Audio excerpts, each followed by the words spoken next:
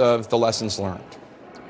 He is learning the wrong lessons. He's acting to now corrupt the Department of Justice, and we're going to act immediately. We had a meeting today on the Judiciary Committee, an emergency meeting, to decide what's next. And so we're going to bring the Attorney General in. We're also going to conduct oversight of what's going on with the Stone sentencing. But Jake, I'll just say this. He could just pardon Roger Stone. It would be wrong to do that, but to infect, his corruption into the DOJ, I think that's what's so concerning to so many people who want independence among our prosecutions.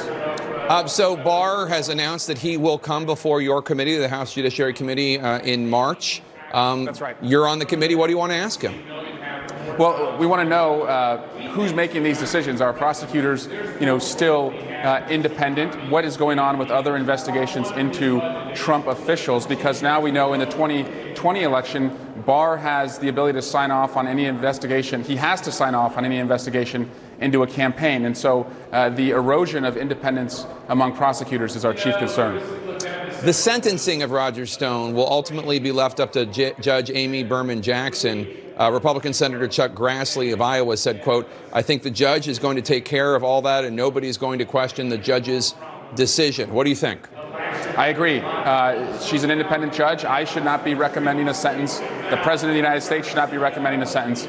She should be given the ability to make that decision herself based on the facts of the case and where Roger Stone should go based on the sentencing guidelines.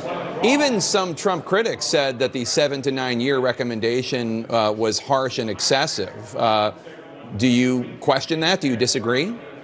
Well, it fits within the sentencing guidelines. He should not be treated any differently than anyone else who committed so many crimes and also went to trial. Jake, remember, in our criminal justice system, you are rewarded for taking responsibility early in the proceedings. If you go to trial and you put up, a bogus defense or you try and mislead the court, you can be punished for that in your sentence, and that is what is going to happen here, I think. The Justice Department and the White House and President Trump all deny that President Trump directly told Attorney General Barr what to do or directly coordinated with him.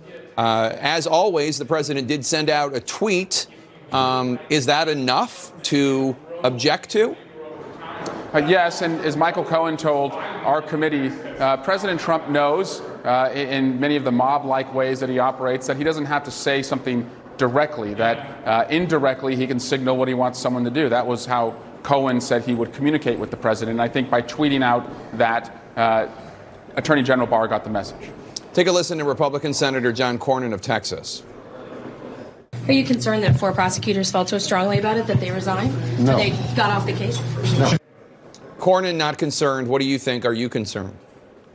Yes, I'm very concerned that the independence of prosecutors, the ability of judges to just weigh the facts and the evidence is eroding, that the president's taken a wrecking ball to that. And he was just impeached for that. We're not going to stop holding him accountable. We've learned when you hold him accountable, you can actually stop the corruption, whether he's removed or not. And ultimately, it's going to be for the voters to judge in November.